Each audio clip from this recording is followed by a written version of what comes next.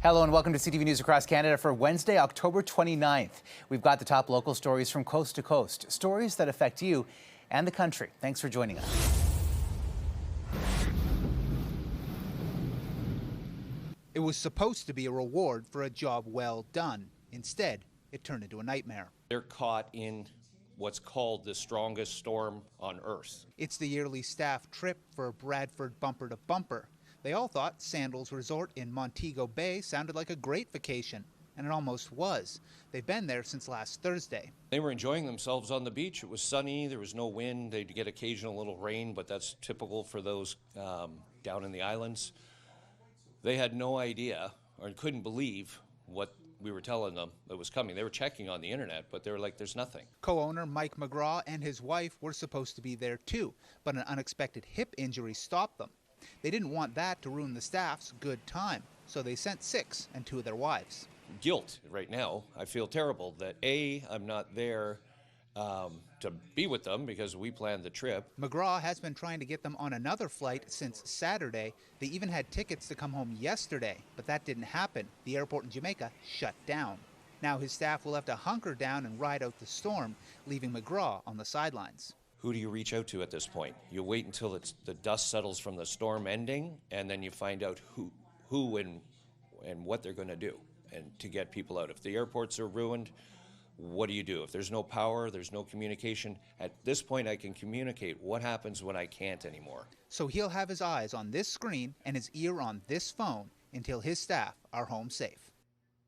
For those stranded, flights are set to resume tomorrow or Friday, but that all depends on whether or not the airport can reopen. Reporting live, I'm Jack Morris. Halifax police and RCMP have arrested a minor in connection with what they say is a violent and extremist online global network. The minor, who cannot be named as they are protected under the Youth Criminal Justice Act, faces several child pornography-related offenses and charges of publishing obscene material. Halifax Police Chief Don McLean told reporters at the time of the arrest the youth was allegedly acting as an online predator in an online group called 764 in the COM network that glorifies disturbing and violent behavior targeting youth. We believe the youth we arrested had, over time, communicated with hundreds of young people worldwide. Police say the online 764 and COM network is designed to manipulate young people into acts of self-harm, sexual exploitative acts, animal cruelty, and child pornography, and then in turn blackmail the victims. And know that these relationships these predators take online, they groom these children for months and manipulate them into doing what they want. The arrest of the Halifax youth followed a tip from the National Child Exploitation Crime Center in Ottawa. Police say there's no evidence to indicate there are any local victims and that the youth isn't being treated as a victim at this point either, but the investigation continues. At this stage of the investigation, there's nothing to say that they were a victim, but through the course of how this network works, victims can be groomed to then become a predator online. Police used the press conference to warn parents about the dangers of online activity and to be more vigilant of your child's behavior there. And if you have kids and people that have kids, go home and get an understanding of what your kids are doing online. The youth has been released from custody under certain conditions and will appear in court later this week. Jesse Thomas, CTV News, Halifax. Flowers and toys have been placed at this bus stop in Longueuil, where a baby was found abandoned yesterday morning. The baby died, and a 33-year-old woman was arrested and hospitalized. Police won't confirm if the woman is the baby's mother. She was found in the lobby of a local shelter. She was bleeding a lot, possibly hemorrhaging, says Marie-Pierre Aymond, an intervention worker. They alerted police when they saw the news of the abandoned baby. It's like a faucet, which the homeless faucet is open, and it's coming like maximum. The director of La Halte du Coin says the demand for services for homeless people in Longueuil is soaring. This year, we have 70% more people that we're refusing if you compare with the same period last year. 70%. What's more, he says, they're seeing an increase in homeless women, making up 20% of the people seeking shelter. In Quebec City, the Minister for Social Services, Lionel Carman, says it's a sad situation. We've been very interested in developing resources all over Quebec. But Aimon argues homeless women who are pregnant have a hard time getting help. She says she called 26 different resources on Friday for another woman who is 6 months pregnant before finding one that could take her in. Rousseau says while the city could use more services for homeless people, the real issue is the housing crisis. They ask us, how can I find a room?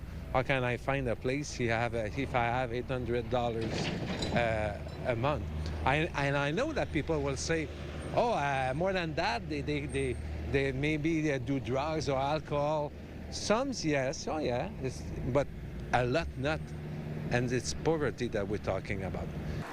Longueuil police say the woman was released with conditions under the care of appropriate resources. The police investigation continues. So far, she has not been charged with any crime.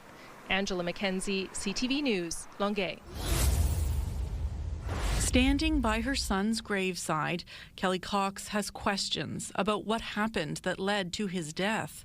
The 23-year-old died while in Millhaven Institution 1 year ago. They just still say it's an ongoing investigation. That's all they keep telling me. Ontario Provincial Police said the initial investigation determined Brodie Robinson's death was the result of foul play.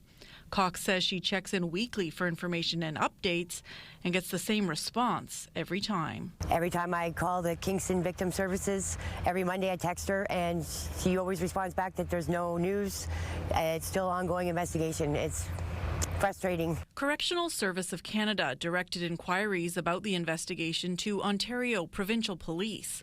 OPP provided a brief statement saying this remains an active and ongoing investigation. Cox wonders why no charges have been laid. There should be charges. Somebody should be responsible for my son's death. And how come nobody's been charged? I don't get it. Adding to her pain the fact that Robinson would be nearing the end of his sentence by now. He was serving 4 years for possessing drugs for the purpose of trafficking. We're supposed to be coming home in January. That's 3 months from now, and now he's not. It seems unusual that after a year, they're still not in position to lay any charges. They would certainly have information about what occurred. I would expect that there's video surveillance of what occurred. I'd be very surprised if they didn't. Lawyer Christian Bond has been trying to help Cox in her search for answers and also finds the lack of information troubling, saying there should be some details that can be shared. At the very least, to explain how her child died and give her some information. I think that's important that they provide that to her. And I don't think giving that information would compromise any investigation. Bond also noting that as more time passes, concerns grow. One of the issues in any legal action is obviously memories fade over time. Cox remembers her son as someone who was funny, caring, and left an impression on everyone he met. If you met Brodie, you'd always remember him by something, that whether he made a joke or he did something funny or something. She says she'll keep fighting to get answers. I'm not going to go away. I'm not going to stop. I just want answers. I want justice for Brodie.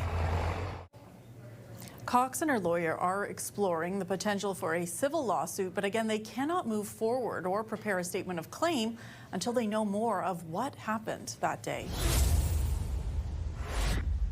It's had profound professional and personal and health impacts being in that work environment. Former City of London employee Kate Green speaking out about turmoil in City Hall's Housing Stability Services Department, where she oversaw contracts between the city and frontline homelessness agencies for almost 7 years. Last year, she filed a human rights complaint against Director of Housing Stability Services Craig Cooper, alleging harassment and disrespectful behavior. A summary of the independent investigation was provided to Green that determined Cooper, quote, engaged in disrespectful, harassing, and discriminatory conduct towards you, and that he, quote, can be loud and at times rude while interrupting others and barking orders. The investigator found that this behavior impacted employees and community representatives. It concludes that Cooper engaged in workplace harassment against you by engaging in disrespectful and unprofessional behavior that contributed to a negative work environment. 3 other allegations in her complaint were deemed not substantiated. Green says she was among a number of managers in the department with concerns about Cooper's behavior. The people who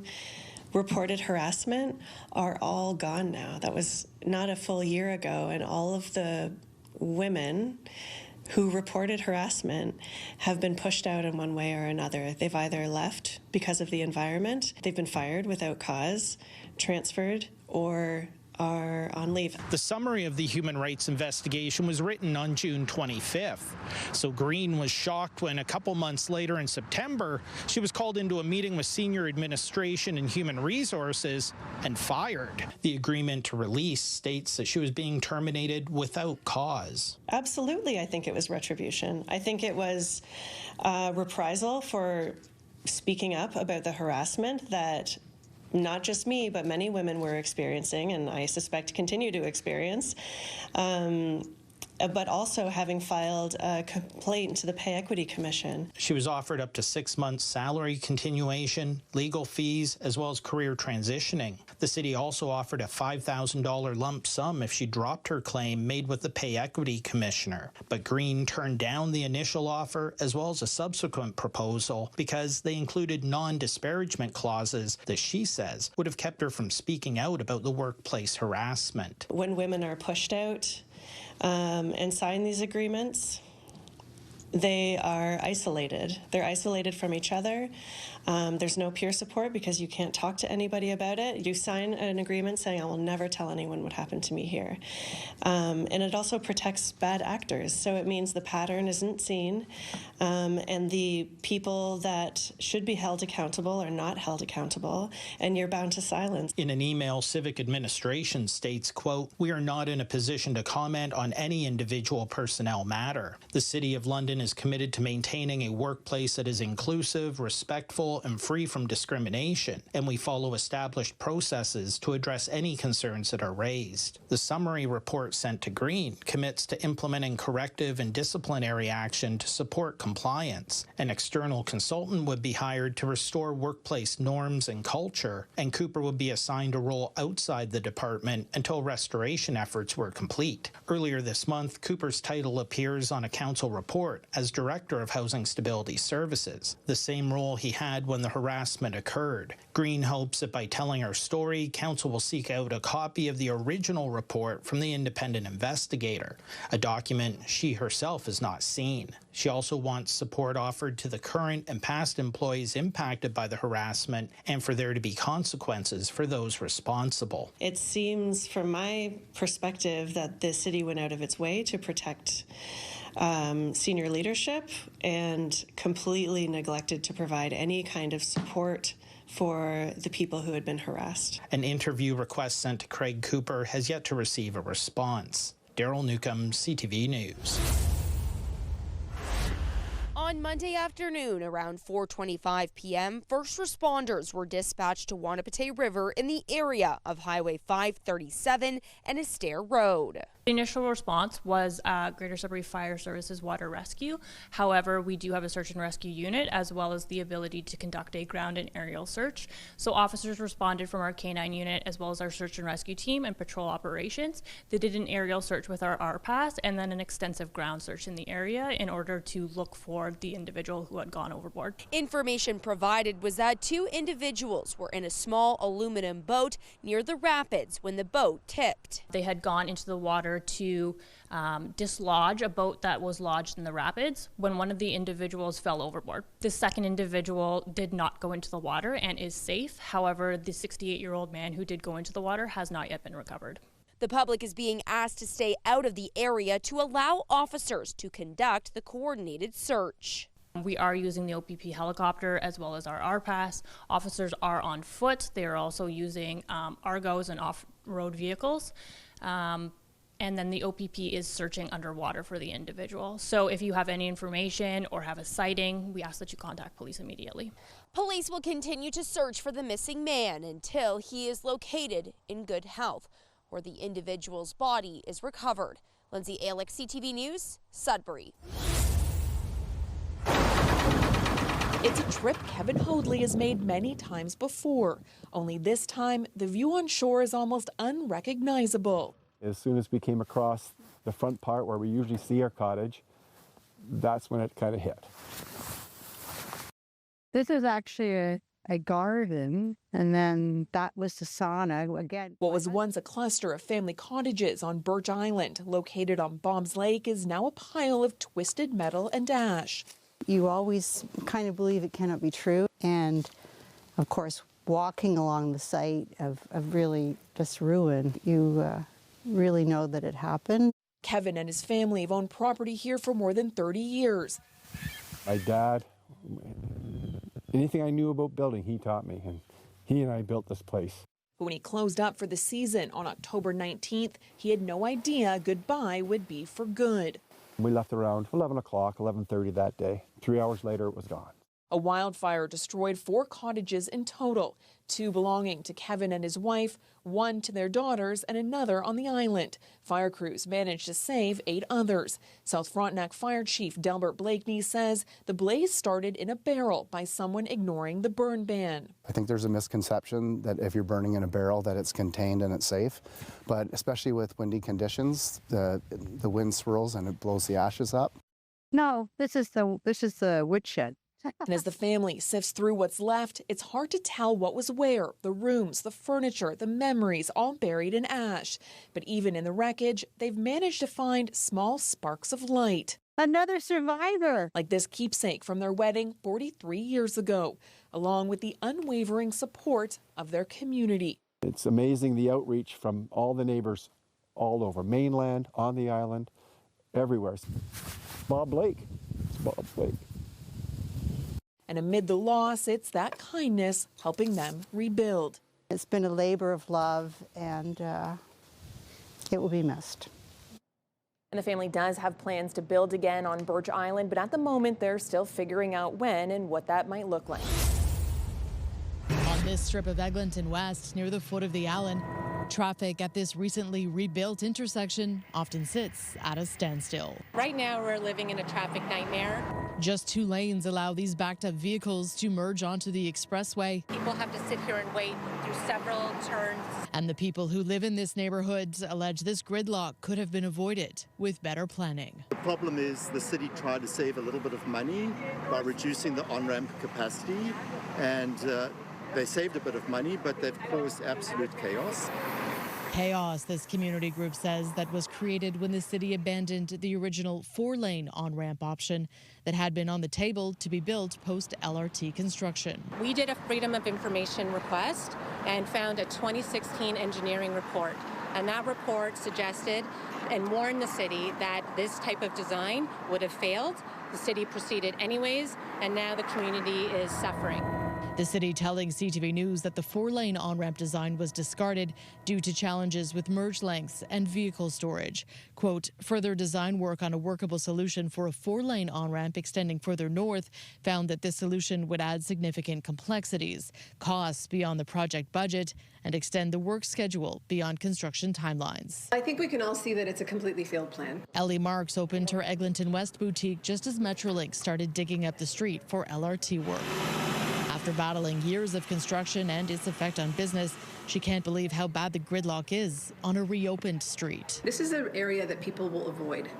Like, they plan their day around avoiding this area. And sometimes I'm looking at the same guy in front of my store sitting in traffic for like 5 minutes. Vehicles looking to avoid Eglinton now infiltrating residential roads in search of a faster route. There are a lot of people on these streets that are affected by this that, they just can't sell their houses. The city says staff is now examining redesign options to improve the intersection. Residents frustrated that it had to get to this point. I think the opportunities were there to do the right thing, and the city cut costs and took shortcuts, and now we're suffering, and we want immediate change. Natalie Johnson, CTV News. A Winnipeg transit driver was assaulted on this route in East Kildonan Monday afternoon. We have had the opportunity to talk to him. It certainly appears that he's still yet to fully process what has happened, He was treated for injuries in the hospital. Transit Union President Chris Scott says the driver, a man in his 40s with about 18 years of experience on the job, wasn't seriously hurt, but Scott worries about the mental toll incidents like this can take. We anticipate if he comes back driving at all, it'll be a long time before he's back or drive behind the wheel of a bus. According to Winnipeg police, the driver was assaulted by a passenger around 2 o'clock Monday afternoon near Gateway and Springfield Road. When officers arrived, they found the injured driver, who was taken to hospital with non-life-threatening injuries. Chris Scott says the unions learned a weapon was involved. However, police would not confirm that. We're pulling our hair out trying to figure out what action is needed to get this to finally stop. According to the Transit Union, there have been 221 safety incidents on buses so far this year involving passengers or transit employees. Roughly 90 are attacks directly to the operator. Actually, it's not even just operators. We are also having our maintenance staff attacked while they're out on the road trying to repair buses. The 221 incident total has already surpassed last year with 2 months to go, and it's on trend to eclipse 2023's record of 257. Scott says the presence of police and community safety officers on transit is helping, but says full barriers are needed to protect bus drivers. Mayor Scott Gillingham says his thoughts are with the driver and his family, and vows the city's working to make transit safer for everyone. We certainly are in ongoing conversations with the union. They do have shields now, like half shields. We talked about moving to some full shields as well. Again, don't know the details of this incident, but our conversations continue with the union as well. Daniel Halmerson, CTV News, Winnipeg. Back to School Act, or Bill 2, is official. All teachers on the public payroll are now forced to take a deal they had only weeks earlier largely rejected. Concerns over classroom conditions will carry on after the province used the most powerful legal tool at its disposal to end bargaining. What has happened in the classroom cannot continue anymore. Doing things the proper way don't seem to be resonating with Premier Smith. The UCP government invoked the notwithstanding clause when it legislated the end of the teachers' strike. Using it acknowledges it contravenes charter rights, and it blocks the teachers' union from taking the province to court. In letters written to teachers and students, Premier Danielle Smith said government acted fast to stop further harm socially and academically. Not only did she refuse to end this weeks ago using the powers she already had, she didn't even show up for the debate. Smith did not stay in the legislature to see the bill's passing. Instead, she was photographed in the airport lounge in Calgary before a pre-planned visit to Saudi Arabia and the United Arab Emirates to promote Alberta's energy and agricultural industries. Legal and political experts say the government's handling of the teacher strike is especially worrying for infringing on charter rights. Rights that many Canadians would normally feel like they could rely on are more and more in question based on the will of the government in power. Backlash is expected. It's certainly possible that there would be such a public uproar, protests, there's talk of a general strike. That might be enough that the government might think better of it. Although teachers will not defy the legislation, the Alberta Teachers Association says the fight isn't over. We know that it's a tough hill to climb, but we're not afraid of climbing. I just love to see Canadians standing up and waving the Canadian flag. New Brunswicker Denise Dow is a proud Canadian. So much so, 18 years ago, she decided to tie her livelihood to it, trademarking the phrase strong and free, heard in the national anthem, for merchandise use. I establish relationships with Canadian manufacturers, as you'll see on my webpage. There's half a dozen there.